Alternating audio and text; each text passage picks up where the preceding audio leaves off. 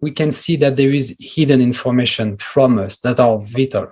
And we're going to take two topics to go a bit deeper, understanding a bit more about how that information hidden from us is affecting us. Within 100 years, we made technologies that makes our life easier. Not all, and that's the problem, for not all the people. It's a big eye-opener. It shows you that we are destroying our very own planet. And the information that has been circulating right now is, if you switch and you have an electric car, then you're not polluting. The batteries on which those cars are running are made of lithium. The disposal of lithium until today, it's not eco-friendly. As you say, the consumerist society, it's all about greed and power. Even though there's new technologies, you don't want to look into that direction. You don't want to invest in it and better the lives of your citizens. You rather have them paying for your lack of knowledge on certain aspects or your greed to control.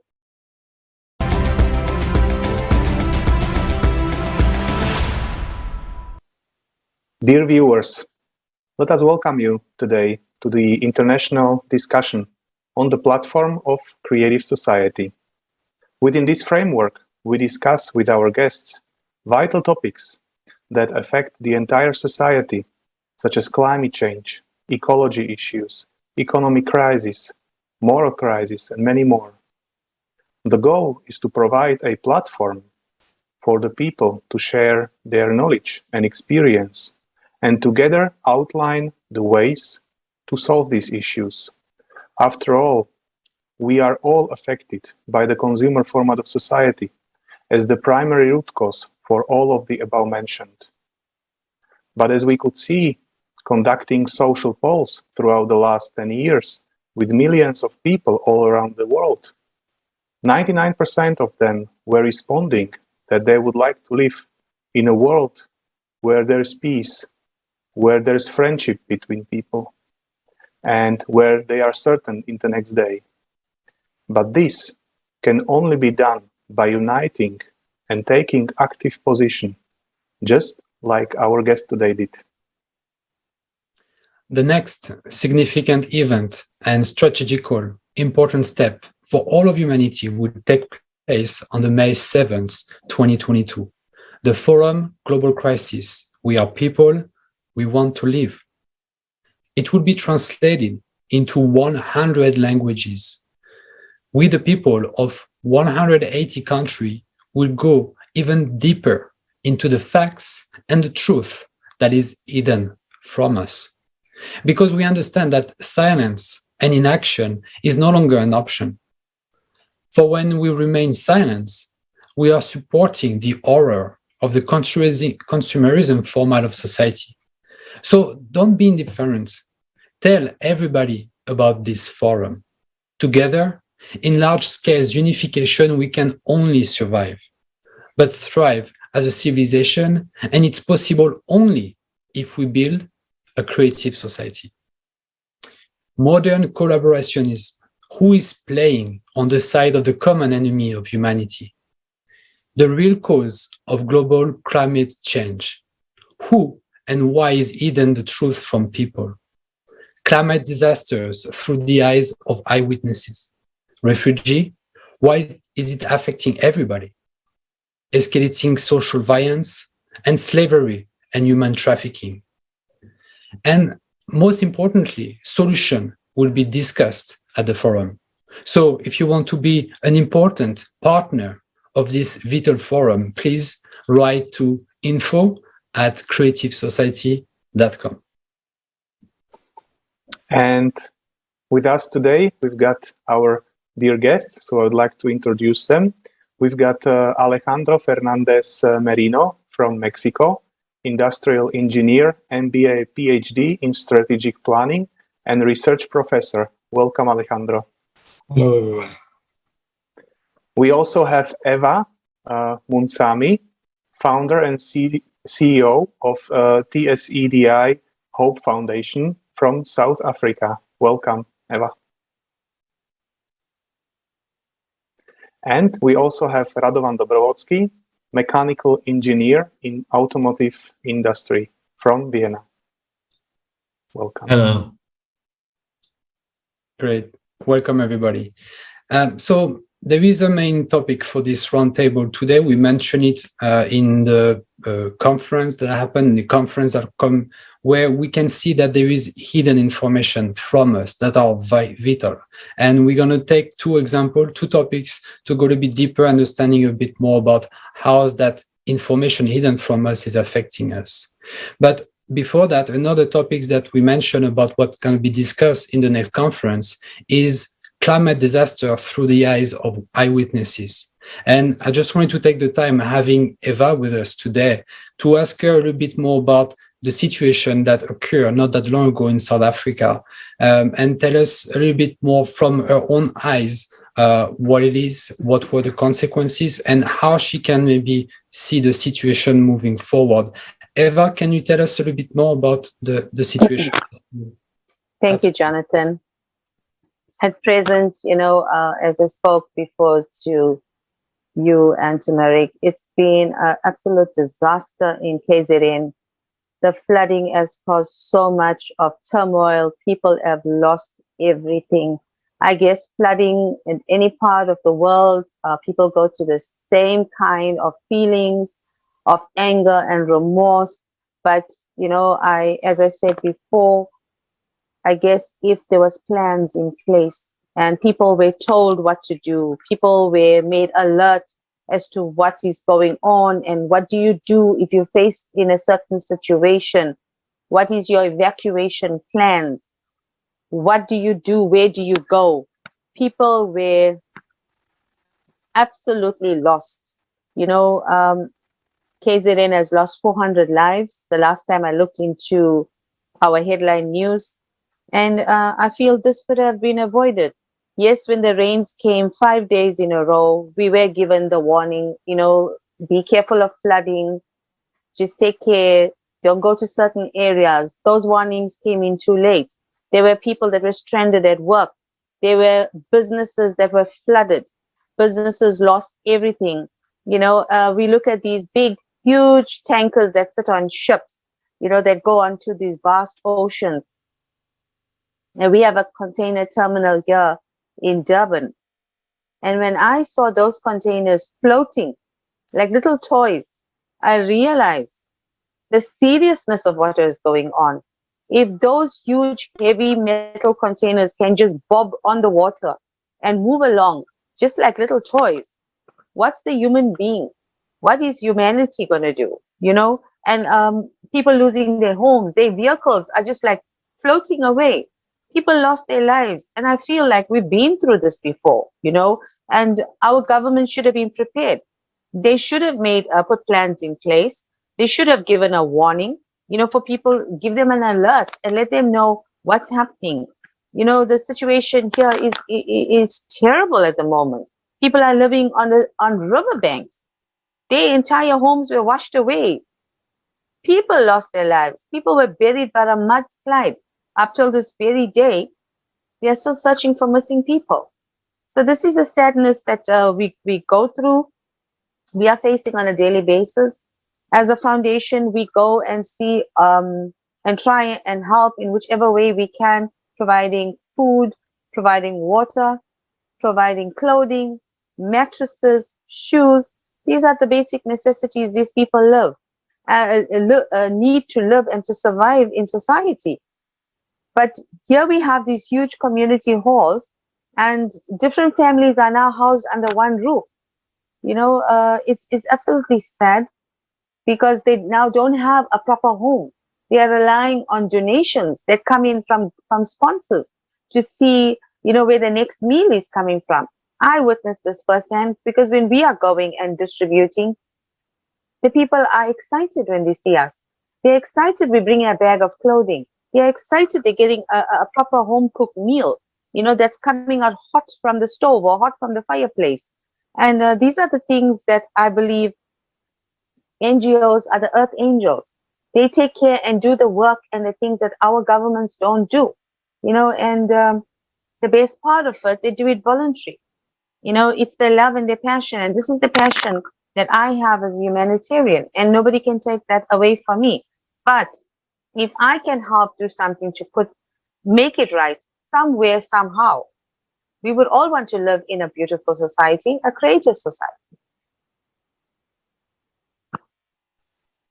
Yes, obviously it's very difficult for the people to cope with all of the climate disasters that are happening all around the world. Maybe some of our guests today would also like to express their experience. I'm not sure whether, Alejandro, you have such an experience. You live in Mexico, and we know that Latin America generally is pretty known for volcano activity. If you would like to share your experience from this sector as well.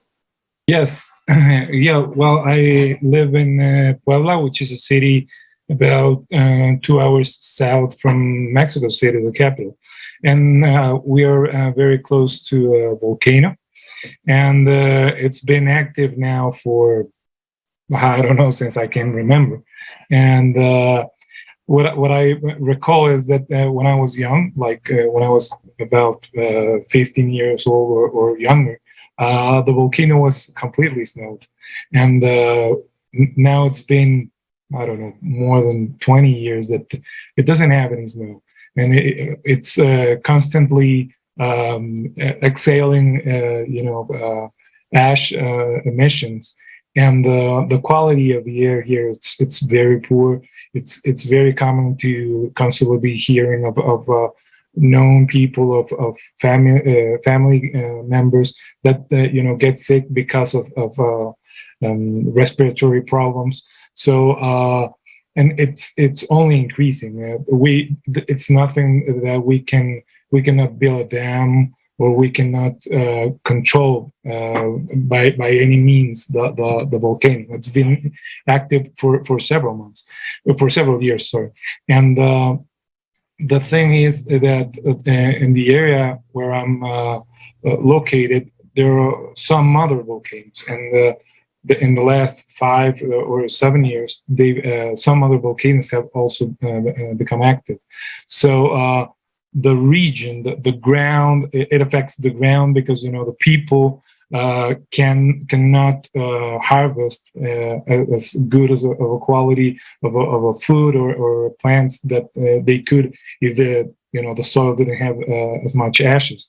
And the weather is not helping along because it's has increased, the temperature has increased, and in addition to that, some regional companies have been also dealing or making experiments to reduce what the weather or how the weather affects them. For example, we have very close to here, we have a huge automaker company, and when it rained very heavily, they suffered a little bit of damages in the car.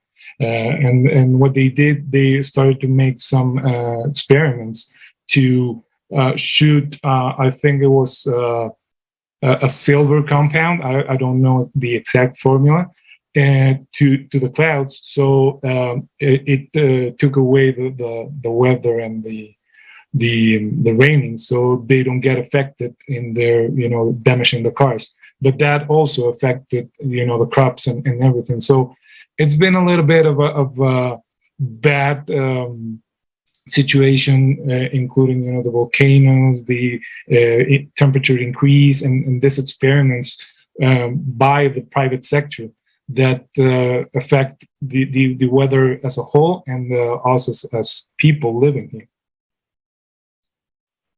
Thank you very much for this information and first-hand, indeed, from people living in this situation, either Eva or you in Mexico.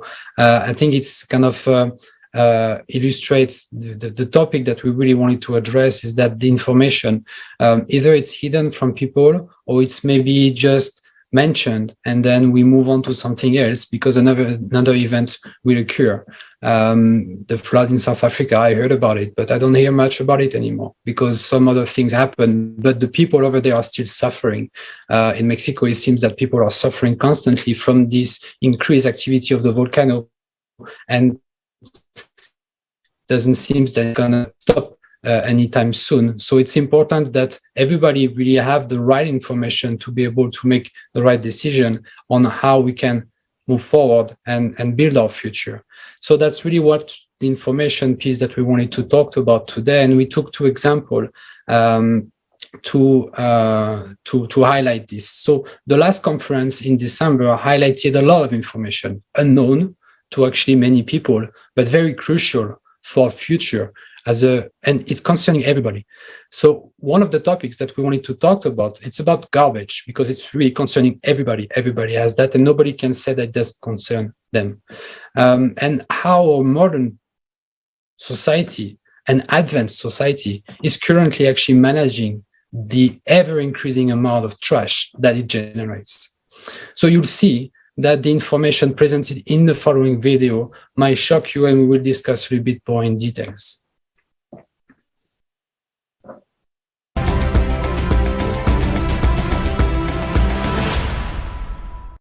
Garbage. Recycling. Does recycling really exist?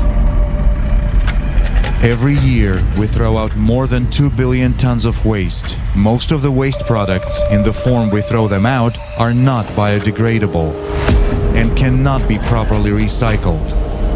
They poison our water, air, food, and our life. India, Gazipur, a dump that is growing inexorably day by day and is already reaching almost the height of the Taj Mahal. During monsoon seasons, gases build up inside the landfill due to the accumulation of waste. These gases are then released into the air. Mosquitoes breed in accumulated waste and then bite people in the colony, leaving them with diseases like dengue, malaria, and typhoid. Jakarta, the bank of the Citarum River. There are more than 200 textile factories that produce cheap clothes for the whole world. 20,000 tons of waste and 340 tons of wastewater are discharged into the river every day. They pollute the river with lead, aluminum, iron, and manganese. According to the World Bank's report, Water Waste 2.0, plastic, paper and cardboard, metal and glass make up 38% of municipal waste, and only 13.5% of the secondary raw material is actually recycled all over the world, which is a little more than 5% of the total amount of garbage. Despite this, our production and consumption rates are only growing, as well as the landfills around us. At the consumer level, which is the first link, an ordinary family goes to a store. This ordinary family has different boxes, glass and plastics, plastic bags, and so on and so forth. Nowadays, it has become very popular to dump absolutely all of this in one pile. One big pile of this pressed material is taken to some processing plant, and this processing plant supposedly sorts all this garbage, and you, accordingly, get clean cardboard, clean plastic, clean this and that. This is an idea. All this actually doesn't work. To obtain a ton of recycled material, you need to spend enormous resources just to collect, transport, and segregate it. Then it should be washed, then it should be packed, and then it should be brought somewhere to sell. All the garbage, if it is really garbage, it is buried. No one recycles this garbage. They brag to each other saying that we are absolutely green, that is, we have 100% recycling, we don't have any garbage, and so on and so forth. Usually, they hire a company that takes the garbage out, hire some other additional company that counts the garbage, sorts this garbage out, writes down a percentage rate, and then seemingly sends this data in a report. The next time when a conference is held in some conference room, they say 0% of our garbage is left. But to be honest, this is all done on paper, while in fact it is not so. That is, it turns out that now we need to spend a lot more money, and no one is ready for this. Nobody needs it. No one wants to wave the green flag, and at the same time pay some crazy amount of money. Recycling is imperfect. We can do a lot more and we can do a lot better. Most of the recycling we do around the world right now shouldn't actually be called recycling. It should be called downcycling, meaning a drink bottle becomes something completely different. And once it becomes downcycled, it can't be reused again. So the quality of the plastic product is lower, we couldn't really recycle them even if we wanted to. So we have to ask ourselves the question, why are they even being allowed to be created from the outset if they don't have a home or a purpose? And so right now, I would say the scientific consensus or the evidence is that we don't quite know what can and should be done with ocean plastics. There are some things already being done. Ocean plastics are being turned into shoes and swimwear and yoga pants and all kinds of things. But it's pretty doubtful that that's actually the best thing that we should be doing with ocean plastics. This is probably actually just delaying a meaningful solution and along the way creating a lot more problems than solutions. Let's take PET plastic. Freshly made, it costs around 500 euros per ton. Recycled plastic around 1,000 euros. And recycled ocean plastic is even more expensive. It is not at all profitable for a manufacturer to make the cost of the product twice as high. Moreover, under conditions of fierce competition, his product becomes unprofitable. Plastic recyclers even go so far as to add a greater part of the new plastic to the recycled plastic and sell it under the label recycled. The declared data on waste recycling often differ from the real picture. For example, in Germany, part of the garbage that is considered recycled goes to landfills in third world countries. The situation is similar in Japan. The percentage of recycled plastic also includes that which was simply burned. So what do we consider to be recycled garbage? The one that got into the clouds and became our air and then returned to our food with the rain and water. Garbage is the rotting face of the consumerist format of society. We are killing the planet with it, and what's even more, we are killing ourselves. It is not profitable for us to recycle garbage. We don't benefit from developing technology that would clean up our planet. But is it really us who do not benefit, or the consumerist economy, which we ourselves have placed above human life?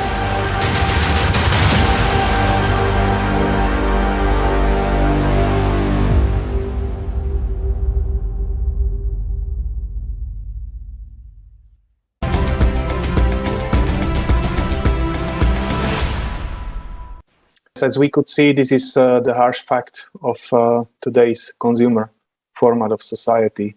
On a conference on December 4th, we have shown a lot more information, a lot more data and statistics on the garbage. For example, that the humanity produced only in 4 months more than 700 million tons of garbage. So this is really an important topic, and barely anyone is really talking about it.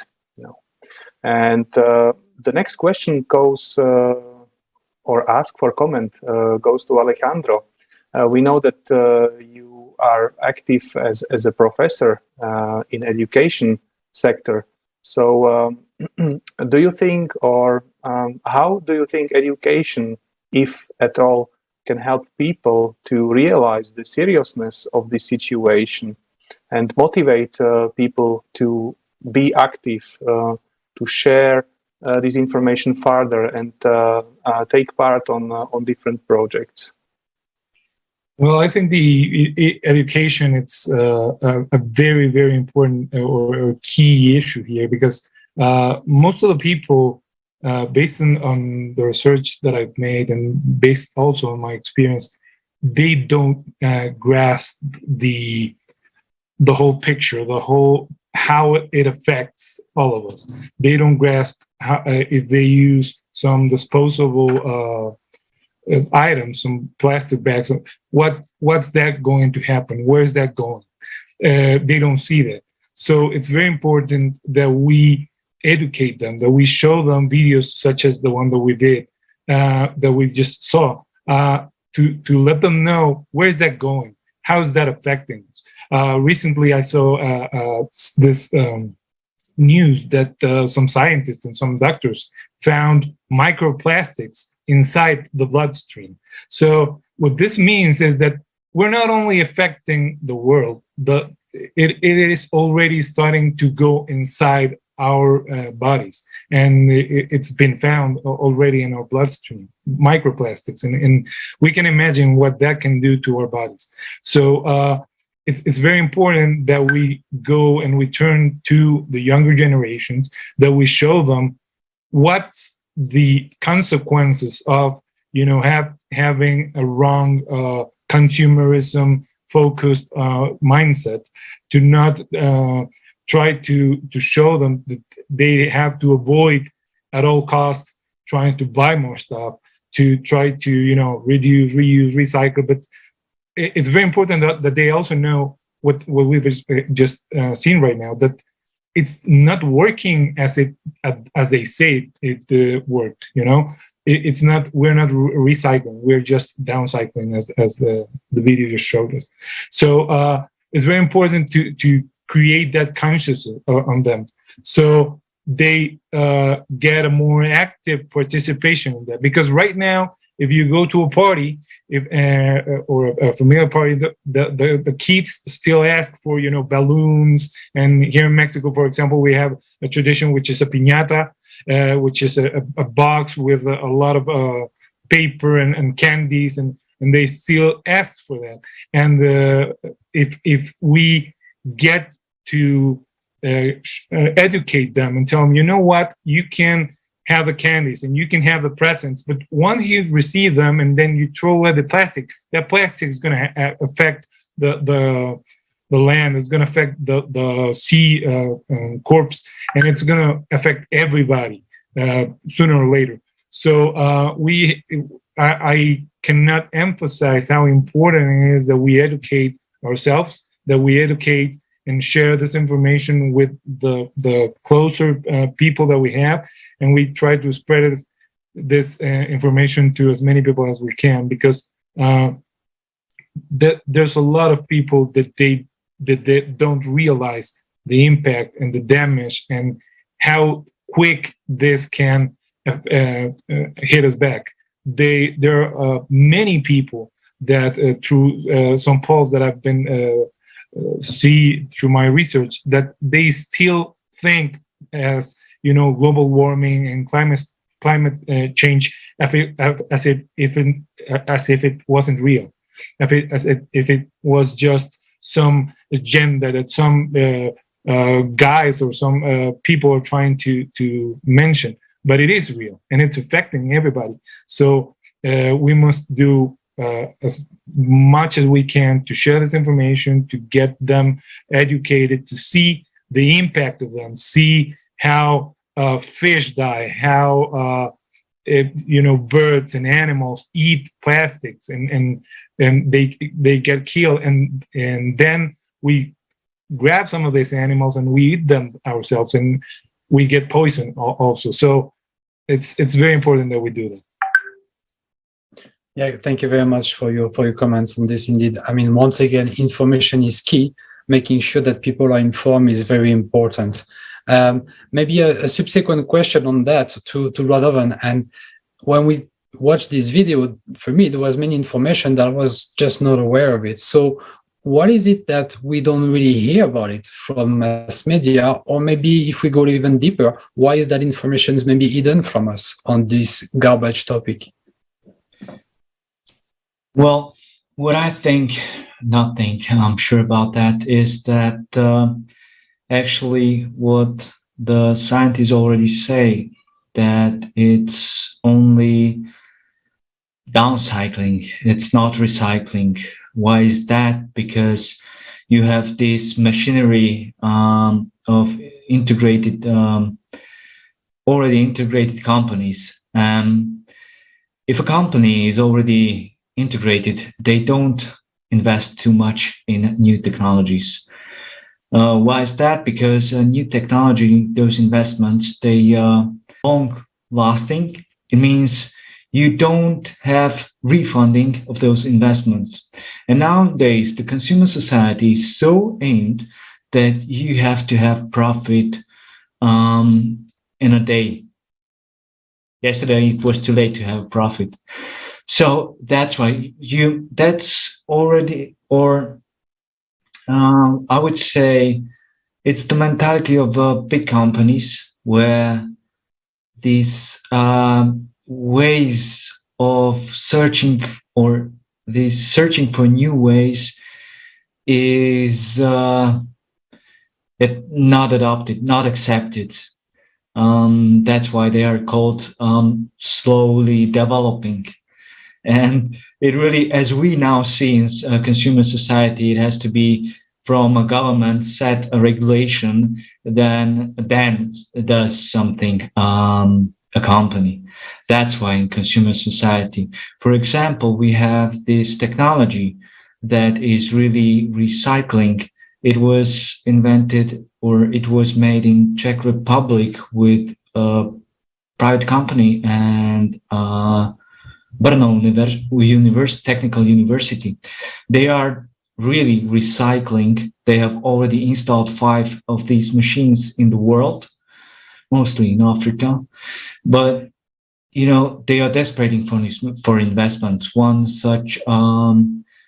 such installment cost about 90 millions Czech crowns, actually. And that's, if you see, that's not too much. And it uses a membrane which separates it. It makes the plastic, or actually every kind of garbage, almost every garbage, it makes to gas, and the gas goes through a membrane which counts then the carbon molecules.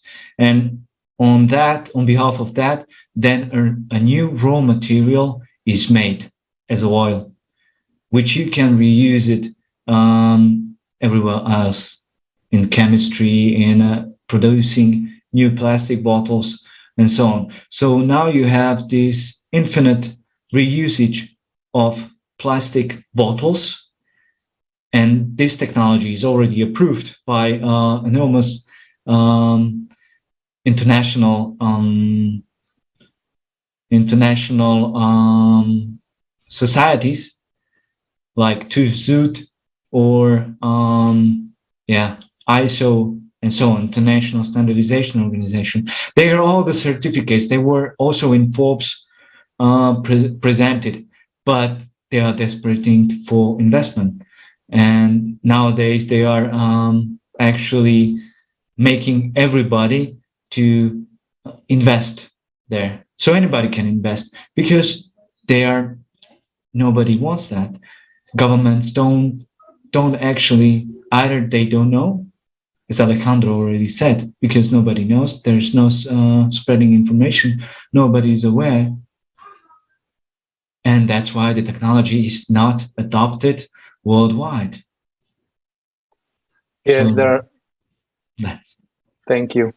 Yes, there are a lot of technologies that have not been adopted, despite they exist, and this is just because it's not profitable for someone. On the conference on December 4th, we, for example, realized about how mafia in Italy is dealing with the garbage. And there was an interview, and this guy said that dealing with garbage is even more profitable than dealing with drugs, and less dangerous for them.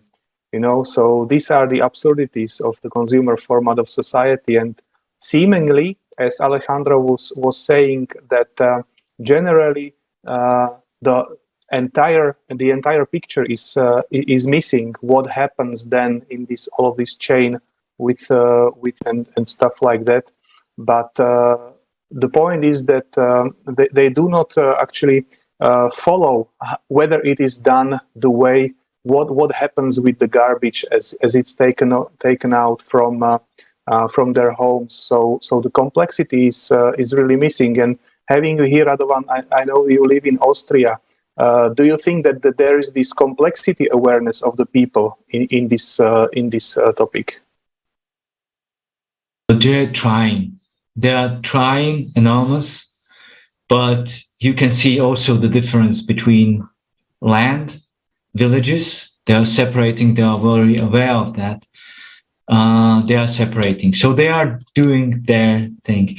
But if you go to a big company in Austria, in Vienna, you don't see the separation of the material in offices, for example, which I was very impressed, because I thought here in Austria, they're all aware of that. But Marek, as you said, the endpoint is missing. So nobody cares. He's done his work. He's separated the garbage. But then nobody asks where the garbage is gone, where it ends, what happens to it. Because I already shared the videos and the plastics, and shared also the technology, as I'm working with a lot of engineers surrounding me. So they didn't knew that. So the awareness is not as high in Austria as I thought before. Yeah, amazing. And I think Alejandro would like to add something to this topic. Yes, in addition to that, and it's also mentioned in the video, is that one very important key component here is the focus that everybody puts in this situation. Because if you go to the schools in any year, but mainly in the advanced degrees or years, the main focus is always profit. It's always getting richer. It's always acquiring the most amount of wealth and money. And that's a very important part of the problem, because as the video showed, is right now recycling is not profitable. So if a person, for example, in what Radovan was mentioning, is that if a person right now has some money and wants to invest in something, it's going to prefer something that returns more money to it, not something that helps the climate or helps the earth somehow. So because that's something that's been drilled down in our minds since we are young.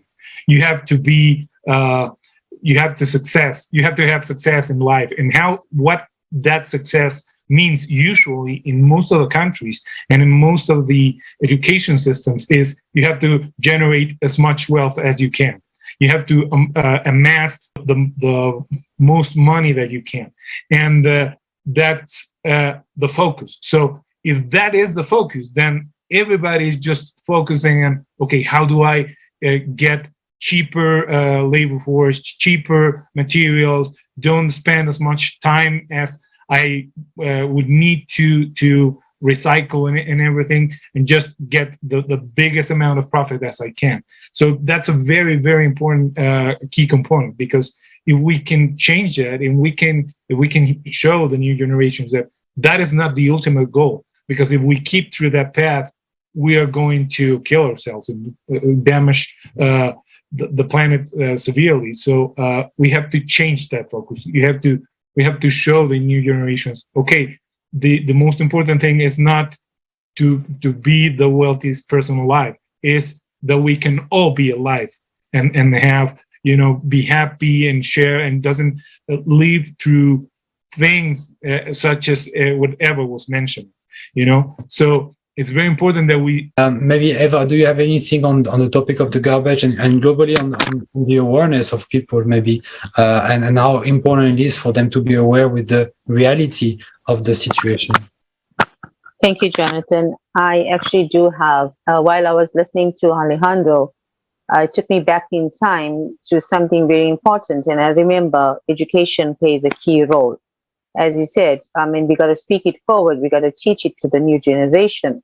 I remember growing up in school, we were always taught never to litter. That's number one.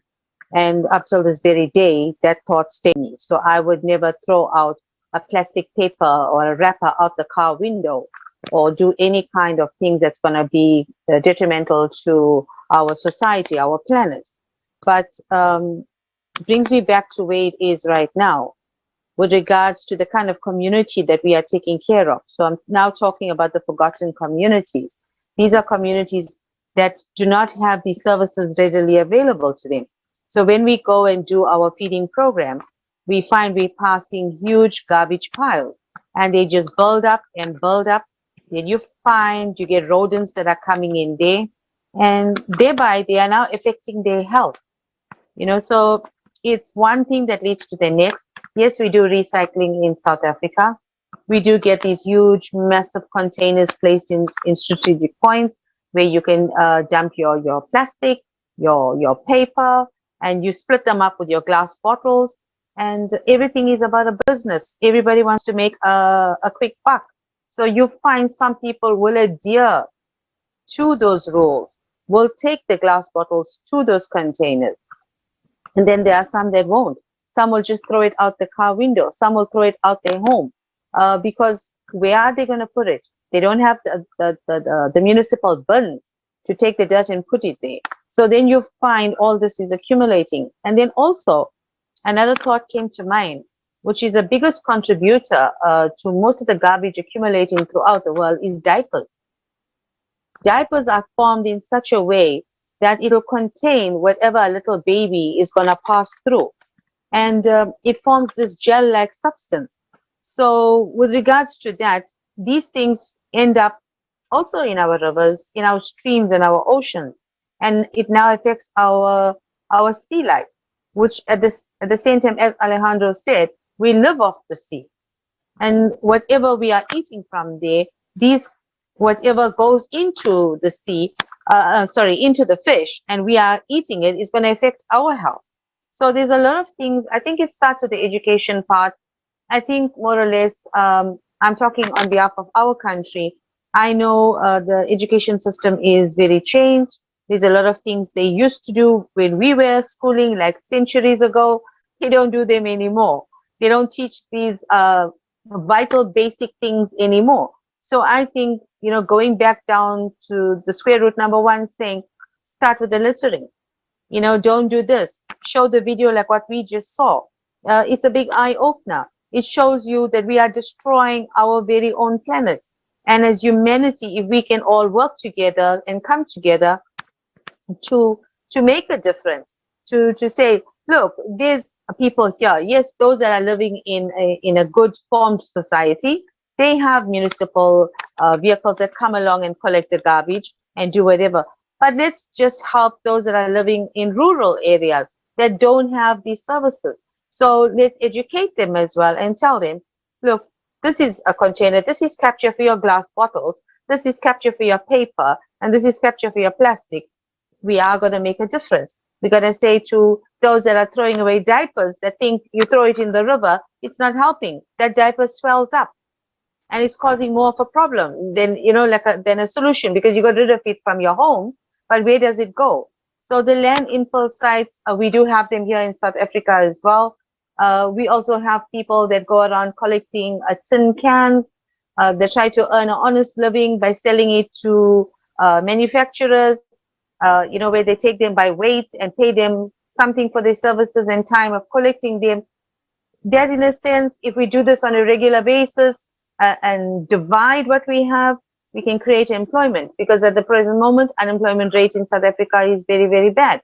So there is ways. Education plays a basic part, I believe, where we can help our society, we can help humanity. Thank you. Thank you, Eva.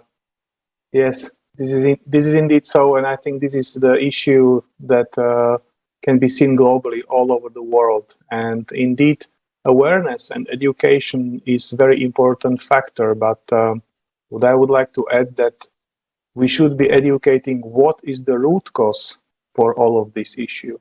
And the root cause is the current consumer format of society, where money and profit is on the first place, and human life, and ecology is somewhere at the very bottom. As we've heard from our speakers, from investors' standpoint of view, up to the small kid collecting the cans to earn for living, everything is circled around money. And unless we get rid of the consumerism, then there is no outcome of this, And I would like to move on now. And the next topic that is also not really interesting from the, let's say, profitability point of view is the way how we generate energy. And in particular, I'm talking about free energy. So let's watch a short introduction video.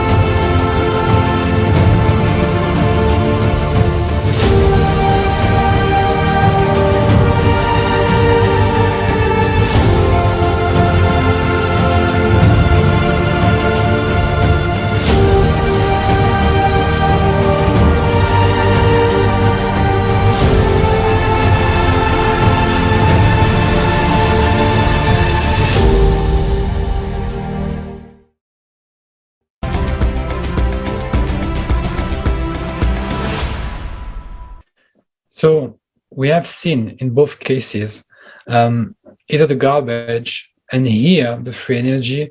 Why is no one is really talking about it? Once again, we're going back to this idea of why is this information is not widely spread. But the answer is because in consumer society, there is hidden information since it's not profitable. So Radovan, could you tell us more about this kind of paradox and how do you see the situation changing for the best in the future? Yes, thank you. This is a topic that I already mentioned that normally companies wouldn't take this order to make such production for windmills, for example, or solar panels, if it wasn't from higher authorities. We saw it before that really the companies didn't want it to implement it. But then there was this policy about footprint, green footprint, or CO2 footprint. So it was developed and made. But what we have now is a kind of absurdity loop, which says that if I, for example, the steel plants or a company like ArcelorMittal has already in 2019 said, if we want to adopt a new technology, this will be for reducing CO2. This will be costly. We have to develop a new technology, and which will separate then the iron oxide and reduce the CO2 output, and it will make the steel 20 to 30% more expensive. And windmills are made mostly from steel and concrete. So we have this new green technology, which is also not reliable. So we have now a really interesting loop, which for that to be more green, we have to adopt technology which will make the energy focus or the energy output or the green energy to build up more expensive, and everything will be expensive. Who will pay that? As companies are, as we already heard, they are focused on quick profit. The taxes are already rising for normal people. The steel or the electric cars, the chassis is still steel, made of steel. The whole body is from aluminium, which is not as affected as steel, but all the chassis from cars are from steel, and they are using the same energy, which is unreliable. So this is very interesting, and when we go further, where investments are missing is also to recycle those windmills, those solar panels, which the technology was not really implemented, and really not, there was no investment at all in this field. So they are also ending up on landfills. You can imagine those cracked windmills which were cracked by a wind. Funny thing. They also end up somewhere in landfills or somewhere put it down to be, I don't know, either reused or not reused, just they will be standing there. And although we have technologies which were showed, for example, safe technologies from South Africa, actually they use high radio frequencies to emit energy. This was already proved. This was already documented, for example, by Foster Gamble in his movie Thrive 2. And they really gone so far that they also adopted this technology into a car. They are already making UAVs, means drones, which can fly then 1,000 miles. So, or we have then this Germany company named Roche, and they are also invented or are adopting, because all the technologies like magnetic generators or these high frequency generator or this kinetic energy, those technologies always there. There only had to be a focus on that to make it work. That's like everything here on Earth. You just have to make or take a focus or focus more, get some investment to make up a solution for that. So this kinetic power plant, they can generate like 1 megawatt to 5 megawatt energy, like the SET generator or GPM. You can imagine he's big as one room. So you can build it up in a village, and 300 houses can be powered by it. So, but as we already spoken, also these big energy companies, they don't want actually to lose their share on the market in consumer format society. So today the energy is centralized. We have these lot of steel or iron wires, which by when wind or flood comes, it breaks down and the houses are without energy. All of the houses, all of the regions, just because the energy distribution is centralized.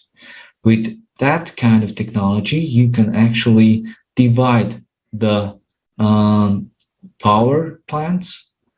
So if one falls out, you have already like 200 meters another one. So that's how I see it today. And the consumer format of society really breaks the invention of this kind of technology. He doesn't want to adopt this kind of technology because that's a loss of power. Yes, I think you've named it, loss of power. Alejandro or Eva, anything to add from your side?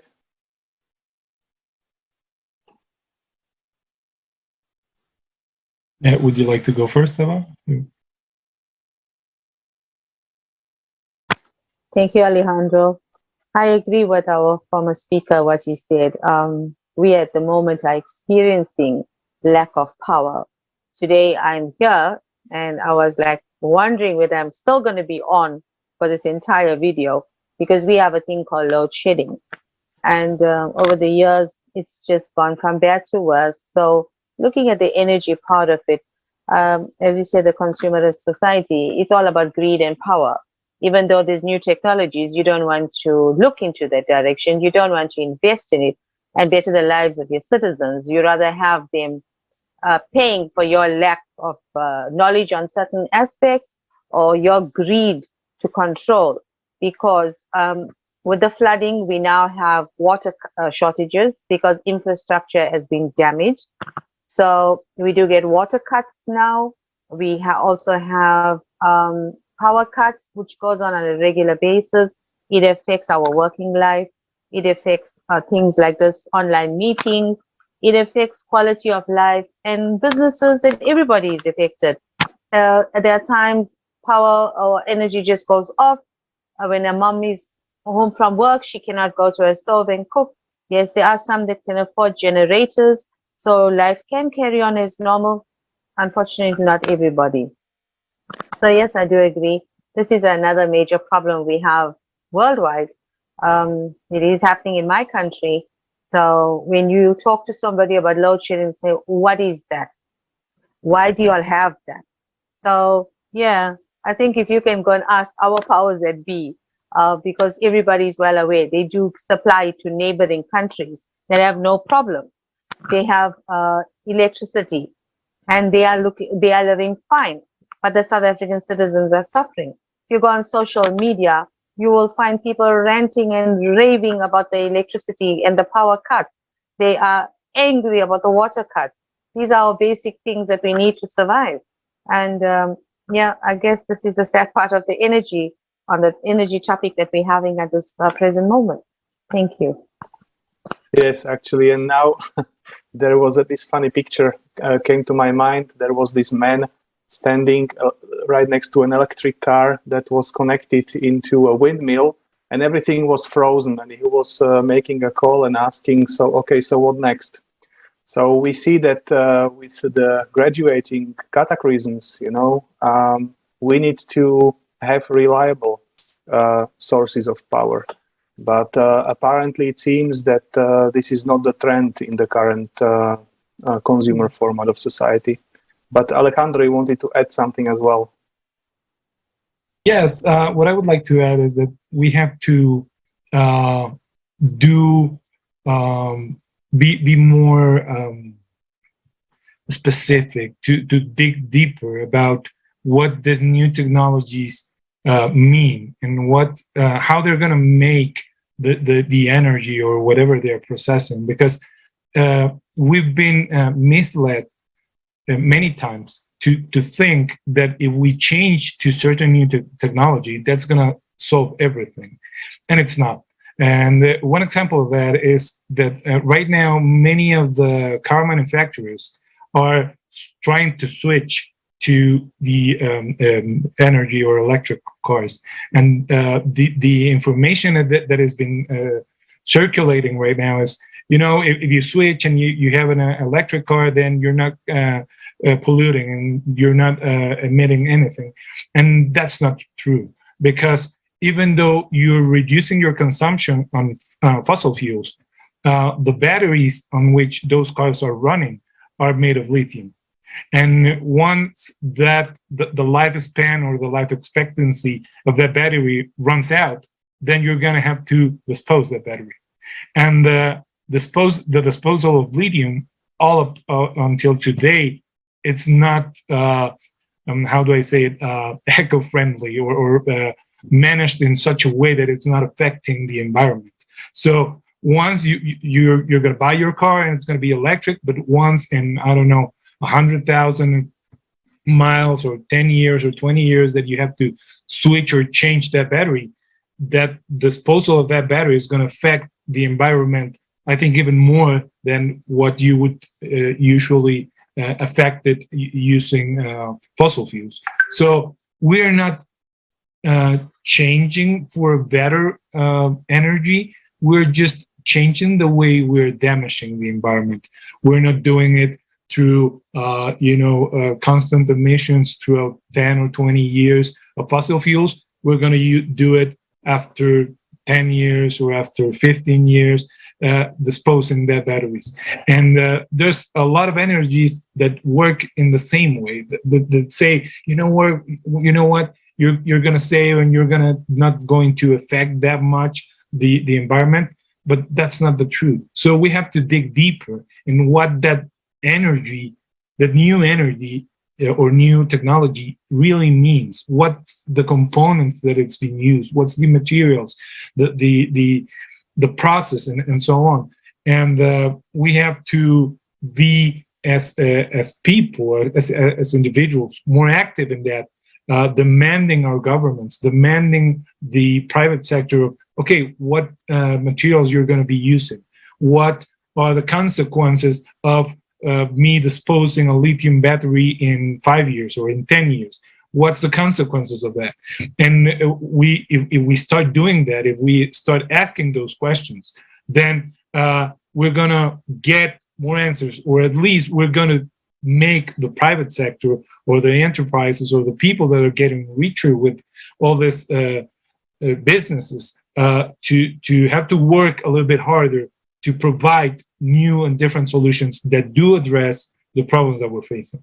So I think it's very important that we dig deeper, that we analyze, that we ask more questions, and that we show the younger generations that don't go just with there's a saying about going with the shiny new object, just that we don't have to just take the shiny new object, being right now the electric vehicles, to really ask what's behind that, what's the process behind that, what's the materials behind that.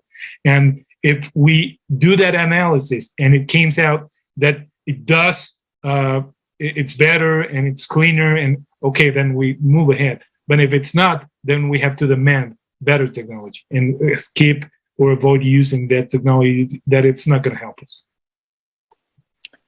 Yes, you really hit a nail that we need to understand and we need to create this demand. Recently, I've actually seen a video about child labor, how the children in Africa, I think in Congo, they dig for cobalt as part of the batteries that this Chinese company sells to car manufacturers, even including Volkswagen and other renowned car makers. So I fully agree that we need to be aware about the whole process, and we need to take the active position and study.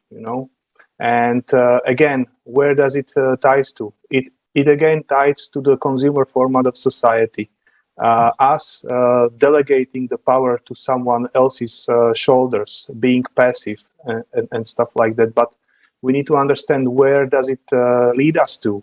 If we don't stop this, where will it lead us to? And the point is that we have other options, and we have got all the tools and possibilities and the technologies to do this. There is this project, Creative Society, and we need to understand why we need to build it. Why are we talking about it? Because we want to live. We want to live in a sustainable world where basically there is no poverty, where all the people live a decent life. And we need to talk about it, everyone. If we don't speak about it, we have got no future. And maybe Eva could also provide her view about why it's important to spread this information, as I understood that you've got some insights into this topic as well. Yes, thank you so much. You know, going around being a humanitarian, there are things that we see we wish to forget at times. There are things we see we wish we could do more. And more or less, we wish we could like save the world. You know, it is very, very sad. You got to be built and have a strong backbone to see the kind of pain that you witness in people's eyes. And these are the reality of life. You know, do you go to different societies, more or less with the NGO part of the work that we do, we cater to the less fortunate, and the kind of things that we are seeing is it's heartbreaking, you know, and we wonder, why did we have to come to this level? Why are they suffering the way they are? And as I always said before, with regards to our government, will only worry about your people. And people say, I say this very bravely, during elections. And that's the truth. You go to every nook and cranny and find the people that you want them to vote for you and keep you in power. But once you're in power, you would not come anywhere near those people for 5 years. You would not see the deplorable conditions they live in. You will not see the sad state of affairs. And what hurts or breaks my heart is when I go to a certain district where I do my feeding projects, and I find kids as little as 3 years old and going upwards into toddlers, teenagers, coming with their little bowls, and they're standing there with their two hands folded looking unto us to provide them that meal for the day. It makes you think, how can this go on in 2022? We are in the 21st century. Why is all this still going on? What is not being done? Are the rich just getting richer and the poor just getting poorer? Why are people forgotten? Why are people not given an equal opportunity in life? Why are the unsung heroes not being mentioned? Why are people that have it all, more or less, you say, born with a silver spoon in your mouth? You are the one that's always getting the recognition. You're getting awards and stuff. We celebrate you. We are happy for you. Let's look at those, you know, that are living in places in our society that have talents, because I believe we all are born with a talent. And, you know, these are the people that have no faith in themselves. They look unto us to come there. And, you know, probably as an example, you hear somebody singing, say, wow, this person's got a wonderful voice. You know, they could be somebody, but they don't have that faith and that hope in them because of where they are, where they're growing up and where they're coming from. So, you know, I always say, when I listen and I about the Creative Society, I feel each one of us will live a better life. Each one will be given an equal opportunity to survive, to thrive in the society, to hold each person, you know, put humanity first and our love for humanity. Thank you. Thank you, Eva. This is very important, and indeed, we are talking about creative society where we will no longer delegate the power to few representatives who decide about destinies of millions of people, but we all people will be self-governing society, and we will be making sure that everyone has a decent life. Maybe I would like also to ask Radovan, how would you explain the benefits of creative society from your end, maybe on some particular examples? My point of view of creative society is actually, first of all, as I've already said, people should not be focusing on the basic needs. Just how can a community, how can a humanities thrive or be something when you have to fight each day about the basic needs of a human being? That's not possible. So from my point of view, let's go a little bit higher. Then you have the other format, or let's say from the Western point of view. Actually, people don't know that they are in slavery, because every morning they have to go to work. They are doing work that it's not interesting for them. They are going only to work, to go to work, to have money for a house in which they are only sleeping. And maybe for a weekend, they are spending their time in it. And my point of view of creative society is that everybody should actually do what he likes. I have luck. I have the luck that I can do actually what I like to do. I'm meeting people. I can talk with people. I create something. I'm in the technology. But I think I'm only a small percentage of the humanity. Maybe one. But this should be allowed to everyone.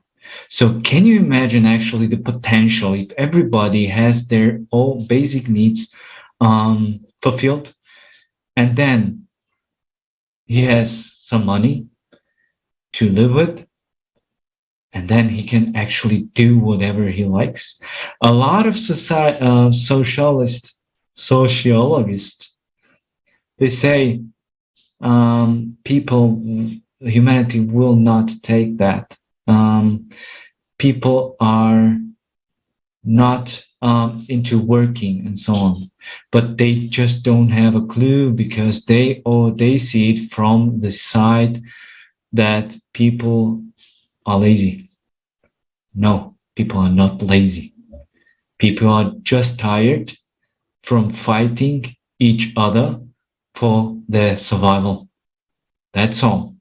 If you give them the opportunity and the means, they will work, because they will find themselves a work, something that interests them, and they would make it perfect. And now imagine 8 billion of people doing like that. Can you feel the potential? Can you feel what we can achieve as a humanity, as one civilization, and how fast actually? Within 100 years, we made technologies that makes our life easier. Not all, and that's the problem, for not all the people. But if we could do that in consumerist formative society, but on the other hand, we polluted the whole earth, what could we do in a creative one? What could we achieve, and how fast? Not in 100 years, but in 5 years, we would be somewhere totally elsewhere. We can solve our problems, because for the problems that we are facing now, we are discussing now, there already are technologies like water from the air.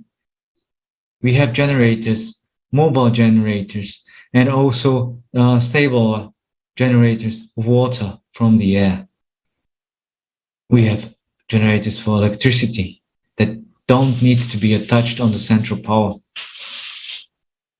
We have the means to provide food for everyone, like, for example, vertical farms. We have, or we have also, like I mentioned, for pollution, a solution.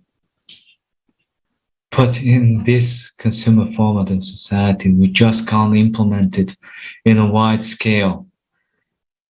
So that's my point of view. What could be changed, and actually how fast would it be changed in creative society? Thank you. Thank you for the question. Thank you very much, and thank you for your answer. And I like the way you finish on health. I think there is a very important question. We raised it already. It's how information can be spread about anything for people to be aware, and how are the simple steps that we can put in place to spread that information. And in the case of now, the discussion is about the creative society. So maybe Alejandro, can you tell us regarding the creative society, what are the simple steps that we could take to be able to spread that information about what is the creative society, what are the benefits of the creative society for all of humanity, to make sure that we can put in place as soon as possible? Yes, sure. I think one of the key components is to have a clear picture of what the final goal is, which is, as Radovan and most of you have mentioned, is based on the polls and everything. At the end of the day, we all want the same. We all want to be living a happy, stress-free life. And once the people understand that, the goal of this creative society is to achieve that through the activities that we plan, through the discussions, through everything. So once they realize that that's what we want, that's what we are seeking for, that's one of the very key actions to do. And then just start sharing the information with the people close to you, with your family members, with your friends, with your colleagues at work. Just start sharing with them what the creative society is, what we're doing, what we are striving for, what's the end goal of that, and some of the actions that can be do or that have been done. Then it starts to build up, like a snowball, to start increasing in people, and they start sharing with each other, because at the end of the day we all want the same. So and if we see that, it's, for example, if you hear in the street that somebody is giving away free money, if you tell that to anybody, then they start sharing the information, and then soon it's a huge amount of people that they know about it. It's the same. If we start sharing this, and we start sharing our goals and our objectives and the focus that we have and the actions that we have, then at the end of the day, they're going to have two choices. They're going to be, resting in their beds and going to say, okay, I want to keep up with this tiring situation, as Radovan says, as fighting or competing with each other to get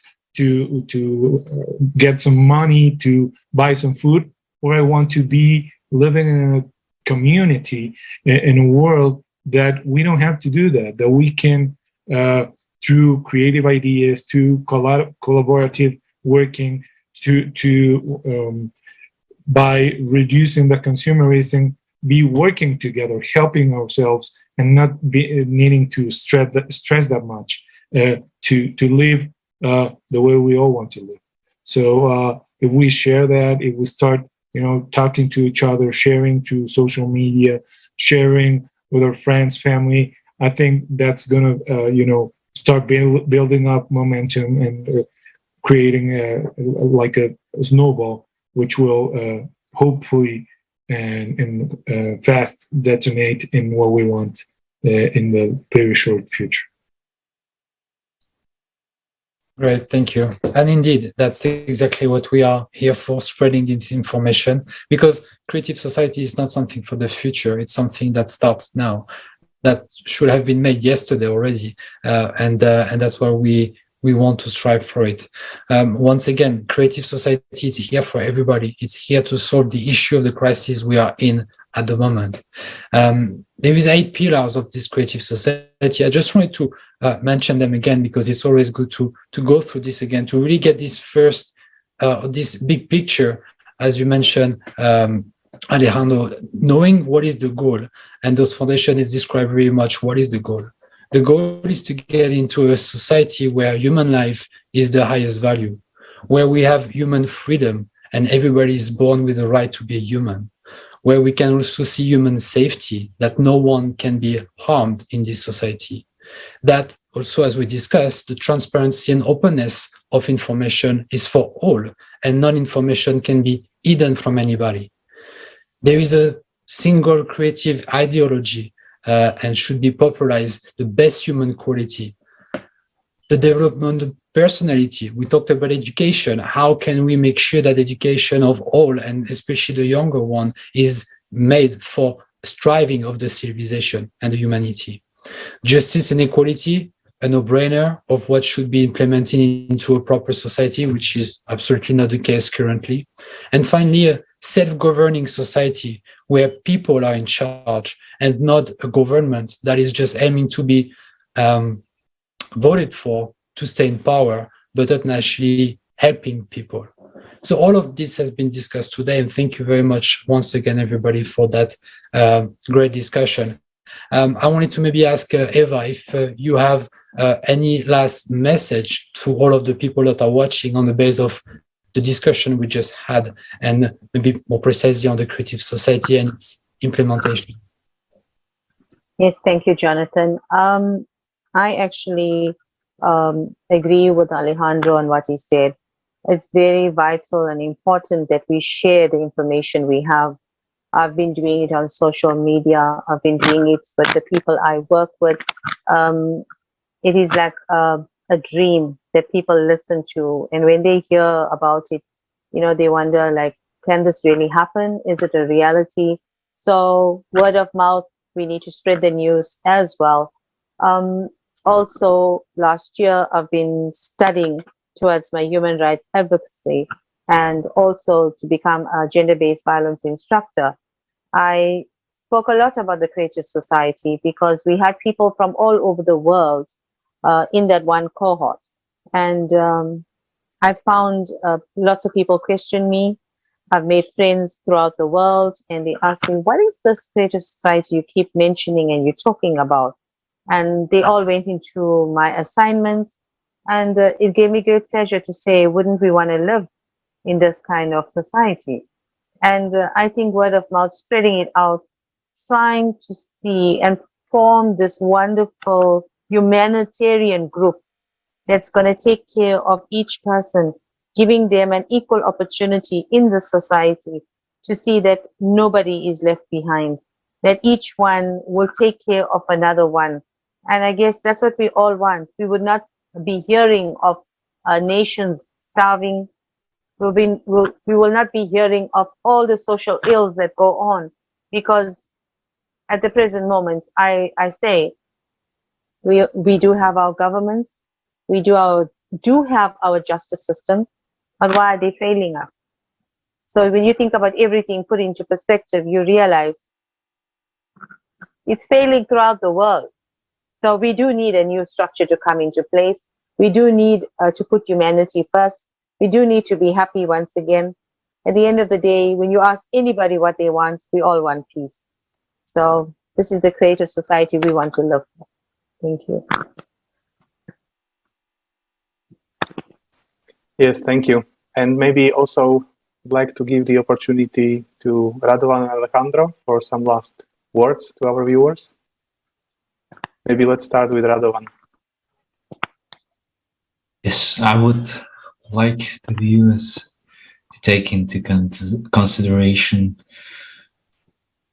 which power hides beneath the words.